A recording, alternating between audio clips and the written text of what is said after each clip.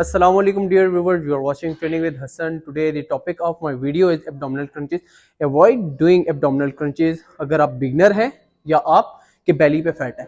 Most of the people अपने belly fat को कम करने के लिए abdominal crunches कर रहे होते हैं, या जो लड़के होते हैं वो 6 पैक्स एब बनाने के लिए अपने abdominal crunches कर रहे होते हैं।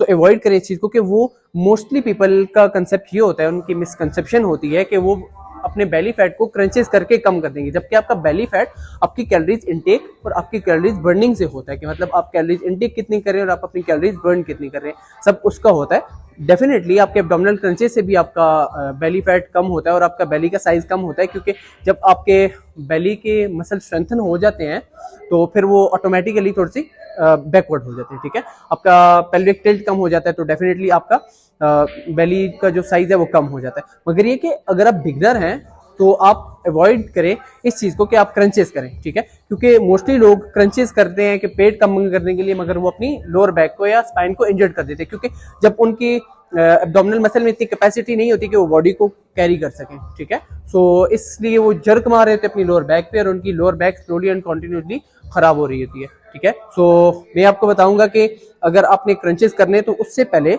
अपने हाफ क्रंचेस करने। अगर आपके हाफ क्रंचेस की स्ट्रेंथ अच्छी हो गई है और आप इजीली 15 to 20 रेपिटेशन और 4 सेट्स कर लेते हैं, तो फिर आप जाएं स्टैंडर्ड क्रंचेस की तरफ।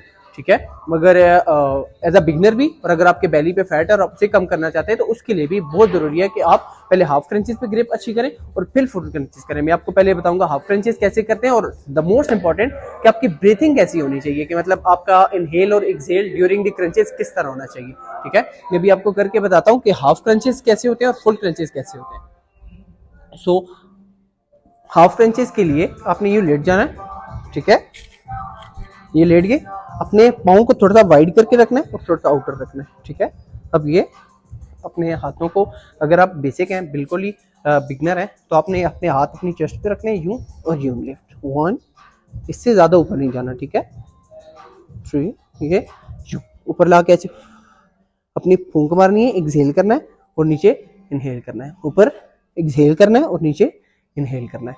ठीक है, और उसके बाद अगर आपके ये स्ट्रॉन्ग हो जाते हैं, 15 to 20 रेपिटेशन आप इजीली कर लेते हैं, 4 सेट्स कर लेते हैं। ठीक है, मतलब अगर आपका कोर थोड़ा स्ट्रांग हो गया और ये आपके बॉडी वेट को कैरी कर रहा है, फिर उसके बाद आपने स्टैंडर्ड उसकी तरफ आना है, स्टैंडर्ड क्रंचेस की तरफ। ठीक है, स्टैंडर्ड क्रंचेस जो होते हैं उसमें आपने कॉल को अपने हैमस्ट्रिंग के पास रखना है।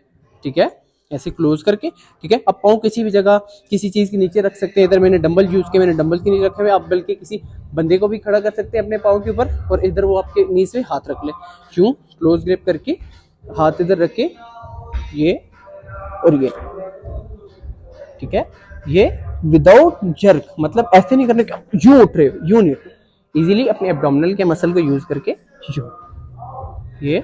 और इसमें भी इनहेल एक्सहेल का यही प्रोसेस है कि नीचे इनहेल, ऊपर ऐसे एक्सहेल। अगर और इसमें भी अगर आपके स्टैंडर्ड अच्छे हो गए, मतलब हाफ क्रंचेस आपके अच्छे हो गए, तो इसमें भी आपने पहले बेसिक से स्टार्ट करने के पहले आपने अपने हाथ चेस्ट पे रख के करना है, उसके बाद फिर आपने इधर रखने हैं। ठीक है, पहले चेस्ट पे रख के यूं आगे इसके साथ जोड़ के, ये चेस्ट पे रख के यूं एंड देन यूं। ठीक है, और बहुत ज़्यादा केयर करनी है कि आपकी लोअर बैक पे कभी भी जर्क ना आए। ठीक है, अगर आपके मसल में कैपेसिटी इतनी नहीं है तो आप हाफ क्रंचेस करके उसको स्ट्रेंथन करें, मल्टीपल एक्सरसाइजेज एब्डोमिनल की, और आप वो करके इनको स्ट्रेंथन करें, और उसके बाद। ठीक है, सो avoid doing abdominal crunches if you are a beginner or you have belly fat. ठीक है, so we'll meet you in next video. Like and subscribe the video and share with other कि उनकी भी हेल्प हो जाए. So we'll meet you in next video. Allah Hafiz.